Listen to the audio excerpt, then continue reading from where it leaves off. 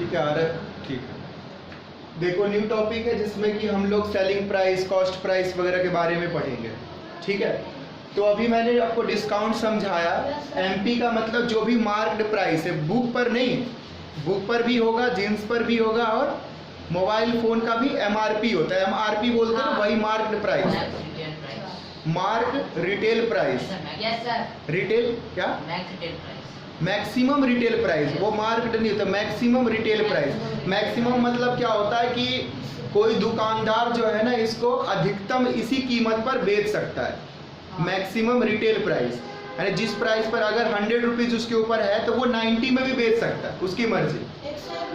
101 में अगर बेचता है तो आप कंज्यूमर कोर्ट में, उपभोक्ता अदालत में केस कर सकते हो उसके अगेंस्ट में, ठीक है, शिकायत दर्ज करा सकते हो, कंप्लेंट कर सकते हो। बात 1 रुपए की नहीं, बात उस तरह से वो और भी लूट रहा होगा लोगों को, ठीक है। हाँ,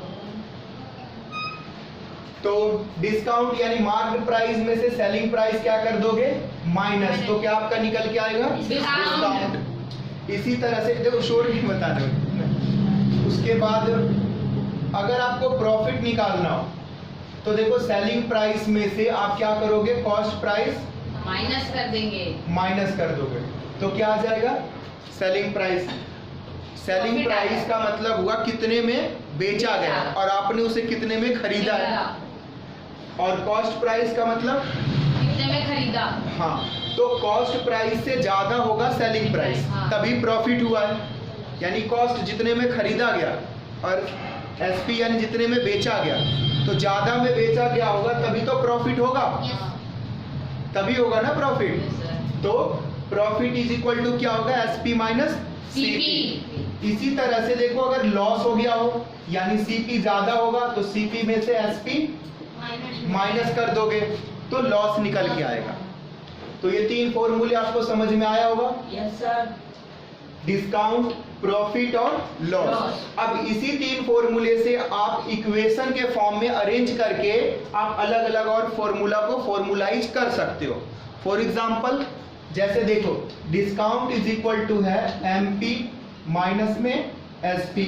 आप इसको क्या लिख सकते हो? एसपी को इस साइड लेके आओ, एसपी इज इक्वल डिस्काउंट को उस साइड लेके जाओ, तो क्या हो जाएगा? डिस्काउंट। तो देखो एसपी का फॉर्मूला हो गया एमपी माइनस डिस्काउंट। इसी तरह से एमपी का भी फॉर्मूला हो सकता है क्या? SP plus discount. देखो उसने 50 रुपए में तुम्हें बेच दिया और 10 रुपए का डिस्काउंट दिया है, तो यानी उसके ऊपर 60 रुपए छपा हुआ होगा, तो उसमें अब जुड़ेगा ना, ऐड होगा। बाकी आप इक्वेशन के मेथड से भी समझ सकते हो। इक्वेशन से मेथड से क्या? देखो इक्वल है, ये डी इस साइड आएगा तो एसपी के साथ प्लस हो जाएगा ना, इधर माइनस में।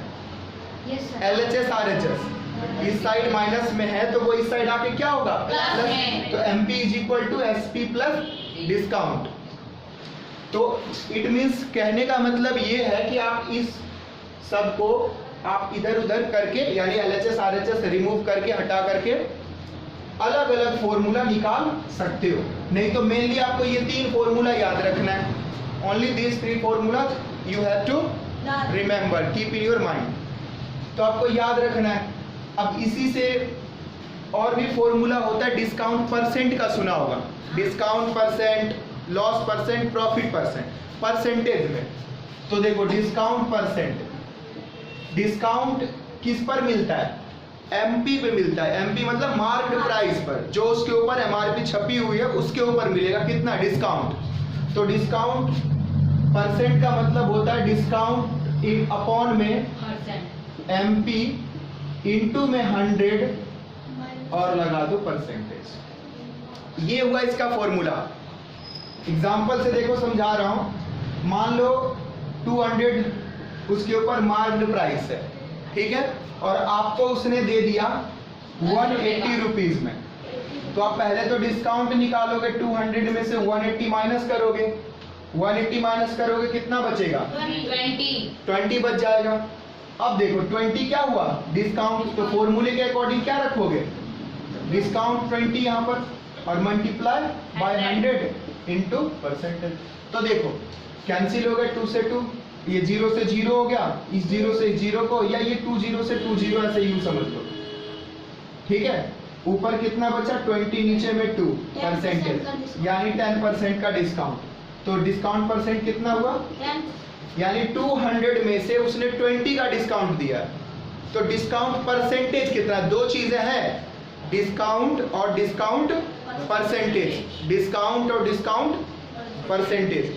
तो डिस्काउंट निकालने के लिए सिंपल आपने माइनस करना है एमपी में से एसपी को, और डिस्काउंट जब परसेंटेज निकालना होगा तो डिस्काउंट अपॉन में एमपी इंटू में 100 और परसेंटेज आप यहां पर लगा दोगे। ठीक है, इसी तरह से लॉस और प्रॉफिट परसेंट भी होगा।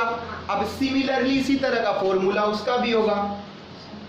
प्रॉफिट परसेंट क्या हो जाएगा, बोलो। बिल्कुल, प्रॉफिट अपॉन में सीपी। ये ध्यान रखना होता है कि नीचे क्या लिखना है, इंटू 100। नीचे क्या लिखना है, यानी डिनोमिनेटर में क्या लिखना, क्योंकि जो प्रॉफिट मिल रहा है ना आपका वो सीपी पे प्रॉफिट मिलता है, यानी जितना उसका कॉस्ट प्राइस है उस पर प्रॉफिट दिया जाता है, उसी पर लॉस भी होता है, प्रॉफिट भी होता है। तो लॉस परसेंट का क्या फॉर्मूला हो जाएगा, लॉस अपॉन में एसपी इंटू 100%। सीपी ही होगा, एसपी नहीं होगा। लॉस भी सीपी पर ही हुआ है। तो ध्यान रखना, डिस्काउंट परसेंट के लिए क्या था एमपी, और प्रॉफिट परसेंट के लिए Cost सीपी, price। और लॉस परसेंट के लिए भी सीपी। तो ये बेसिक फॉर्मूला है जो इंपॉर्टेंट है। इसके बाद 2-4 फॉर्मूले और भी हैं जो थोड़ा सा कॉम्प्लिकेटेड है, बट इन सभी क्वेश्चंस को आप जब करते हो देन उस फॉर्मूले को आप समझ पाओगे। दूसरा यानी एसपी, सीपी, प्रॉफिट से रिलेटेड और भी फॉर्मूले हैं, ठीक है, और भी फॉर्मूले हैं, बट वो अभी हम इसी के कुछ क्वेश्चंस प्रैक्टिस करेंगे। उसके बाद जो है फिर नेक्स्ट जो डिफिकल्ट थोड़े कॉम्प्लिकेटेड फॉर्मूलाज है उसको सॉल्व करेंगे।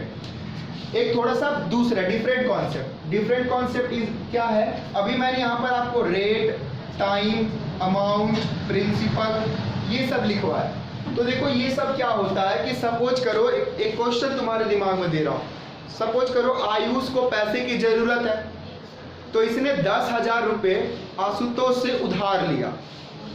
आशुतोष से 10,000 रुपये आयुष ने उधार लिया। तो जो पैसा इसने उधार लिया उस अमाउंट को, जितना धन राशि है वो, उसको प्रिंसिपल कहेंगे। क्या कहेंगे, प्रिंसिपल, पी। ठीक है, यानी इसने कितना लिया 10,000 रुपीज। उसके बाद आशुतोष ने इससे पूछा तुम इसे कितने महीने या कितने समय, कितने साल के बाद रिटर्न कर दोगे, कितने टाइम के बाद। तो इसने कहा भाई अभी तो मैं पढ़ ही रहा हूँ, पैसे वैसे है नहीं, 2 साल के बाद मैं तुम्हें वापस दे दूंगा। तो टाइम कितना हुआ, 2 years। ठीक है, after 2 years he will return your money, so time is 2 years। उसके बाद पूछा कि 2 साल के बाद क्या ऐसे 10,000 दे देगा, भाई मैं तो ज्यादा लूंगा कुछ, है ना, ब्याज लूंगा मैं। तो अब ब्याज ऐसे थोड़ी ना हवाबाजी में बोल देगा कि एक काम करते हैं भाई 50 रुपए ज्यादा दे दियो, या 10,000 के 11,000 दे दियो। इसने कहा कि नहीं, ऐसा रूल चलता है भाई, तेरे को 5% का इंटरेस्ट देना पड़ेगा। 5%, 5% का ब्याज, 5% का इंटरेस्ट। तो 5% का